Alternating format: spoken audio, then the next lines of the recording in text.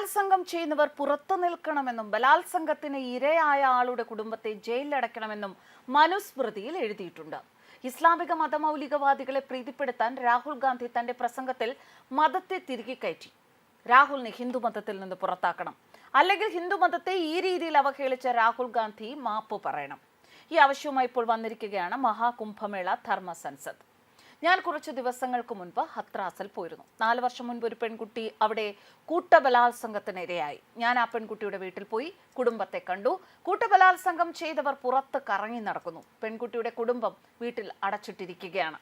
പെൺകുട്ടിയുടെ കുടുംബത്തിന് പുറത്തിറങ്ങാൻ കഴിയില്ല. കുറ്റവാളികൾ എല്ലാ ദിവസവും അവരെ ഭീഷണിപ്പെടുത്തുകയും പുറത്ത് കറങ്ങുകയും ചെയ്യുന്നു.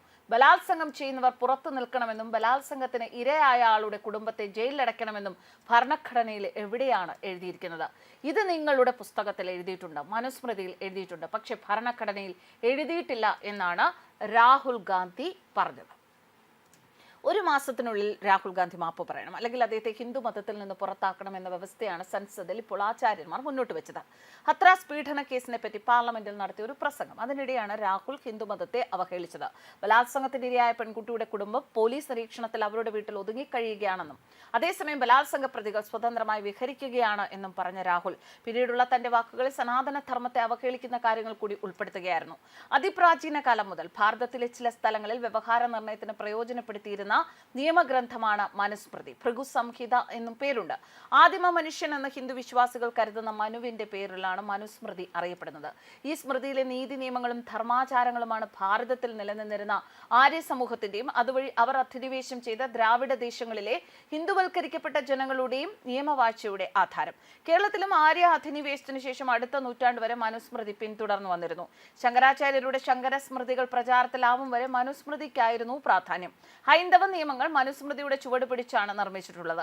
കാലികമായ മാറ്റങ്ങൾ വരികയും ഇന്ത്യൻ ശിക്ഷാ നിയമം പ്രാബല്യത്തിൽ വരികയും ചെയ്തതിനു ശേഷം ഇതിൽ പറയുന്ന ആചാരങ്ങളും ധർമ്മങ്ങളും കർമ്മങ്ങളും വിധിന്യായങ്ങളും ശിക്ഷകളും ഒക്കെ ഉപേക്ഷിക്കപ്പെട്ടുവെങ്കിലും ഇക്കാലത്തും പലരും ആചരിക്കുന്നുണ്ട്. ബ്രാഹ്മണാദികളായ 4 വർണ്ണങ്ങളുടെയും ബ്രഹ്മചര്യാദ ആശ്രമങ്ങളുടെയും ആചാരങ്ങളും നിയമങ്ങളും വളരെ സമഗ്രമായി പ്രതിപാദിക്കുന്ന ഇതിൽ 12 അധ്യായങ്ങളിലായി 2684 ശ്ലോകങ്ങളുണ്ട്. ഇത്രയധികം ഹിന്ദുധർമ്മത്തിന്റെ ഒരു നിയമസംഹിത എന്നൊക്കെ പറയുന്ന ഒരു പുസ്തകമായ മനുസ്മൃതിയെ അവഹേളിച്ചിരിക്കുകയാണ് രാഹുൽ തന്റെ ആ ഒരു പ്രസ്താവനയിലൂടെ. എന്നാൽ പലപ്പോഴും ഇതുപോലെ ഇത്തരത്തിലുള്ള പ്രസ്താവനകളിലൂടെ സനാതന ധർമ്മത്തെ രാഹുൽ ഗാന്ധി അവഹേളിക്കാറുണ്ട് എന്ന വസ്തുതയാണ് ഇവിടെ എടുത്തു പറയേണ്ടത്. രാഹുൽ ഗാന്ധി ഈ ഒരു ഹിന്ദു ധർമ്മത്തിനെ അല്ലെങ്കിൽ സനാതന സംസ്കാരത്തെ പുച്ഛിക്കുന്ന വിധത്തിൽ, മനുസ്മൃതിയെ അവഹേളിക്കുന്ന വിധത്തിൽ ഇങ്ങനൊരു പ്രസ്താവന നടത്തിയത് മുസ്ലിം മതപ്രീണനം നടത്താൻ തന്നെയാണ് എന്നാണ് ഹിന്ദു ആചാര്യന്മാർ പറയുന്നത്.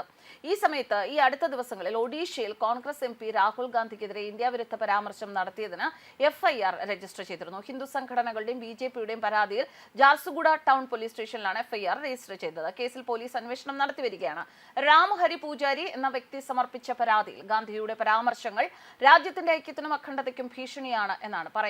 ഇന്ത്യക്കെതിരെ യുദ്ധം പ്രഖ്യാപിച്ചുകൊണ്ട് അദ്ദേഹം രാജ്യത്തിനെതിരെ കലാപത്തിന് പ്രേരിപ്പിച്ചുവെന്നും പറയുന്നു. പ്രസ്താവന നടത്തി തന്റെ സംസാര സ്വാതന്ത്ര്യം ദുരുപയോഗം ചെയ്തതിനും FIRൽ രാഹുൽ ഗാന്ധിക്കെതിരെ കുറ്റം ചുമത്തിയിട്ടുണ്ട്. 2025 ജനുവരി 15 ദില്ലിയിലെ കോട്ട്ല റോഡിൽ പുതിയ കോൺഗ്രസ് ആസ്ഥാനത്തിന്റെ ഉദ്ഘാടന വേളയിലാണ് രാഹുൽ ഗാന്ധി വിവാദ പ്രസ്താവന നടത്തിയത്. RSS പ്രത്യയശാസ്ത്രം പോലെ ഞങ്ങളുടെ പ്രത്യയശാസ്ത്രത്തിനും ആയിരക്കണക്കിന് വർഷങ്ങൾ പഴക്കമുണ്ട്. ആയിരക്കണക്കിന് വർഷങ്ങളായി അത് RSS പ്രത്യയശാസ്ത്രത്തിനെതിരെ പോരാടുകയാണ്. BJPയും RSSും നമ്മുടെ രാജ്യത്തെ ഓരോ സ്ഥാപനവും പിടിച്ചെടുത്തു.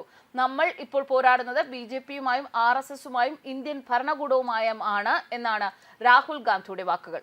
എന്തായാലും പബ്ലിക് പ്ലേസിൽ സംസാരിക്കുന്ന ഓരോ അവസരത്തിലും രാഹുൽ ഗാന്ധി തന്റെ പ്രസ്താവനകളിലൂടെ ഹിന്ദുമതത്തെയും ഹിന്ദു സംസ്കാരത്തെയും ഭാരത സംസ്കാരത്തെയും നരേന്ദ്രമോദി സർക്കാരിനെയും ഒക്കെ അവഹേളിക്കാൻ പല രീതിയിലുള്ള ശ്രമങ്ങൾ നടത്തുന്നുണ്ട്. അത് വളരെ വ്യക്തമായ ഒരു സംഗതിയുമാണ്. എന്നാൽ ഇത്രമാത്രം ഓപ്പണായിട്ട് രാഹുൽ ഗാന്ധി സനാതന സംസ്കാരത്തെ അവഹേളിക്കാൻ രാഹുൽ ഗാന്ധിക്കുള്ള ആ ധൈര്യമാണ് ഇവിടെ ചോദ്യം ചെയ്യപ്പെടേണ്ടത് എന്നാണ് ആചാര്യന്മാർ പറയുന്നത്. ഒരിക്കലും ഇതുപോലൊരു സ്ഥാനത്തിരിക്കുന്ന ഒരു രാഷ്ട്രീയ നേതാവ് അദ്ദേഹം ഒരിക്കലും മറ്റൊരു മതത്തെ പുച്ഛിക്കുന്ന രീതിയിൽ സംസാരിക്കുക, അല്ലെങ്കിൽ അദ്ദേഹത്തിന്റെ കുടുംബം വിശ്വസിക്കുന്ന ഒരു മതത്തെ പുച്ഛിക്കുക എന്ന് പറയുന്നത് ഒരിക്കലും ന്യായീകരിക്കാൻ പറ്റുന്ന സംഗതിയല്ല. News desk karmas.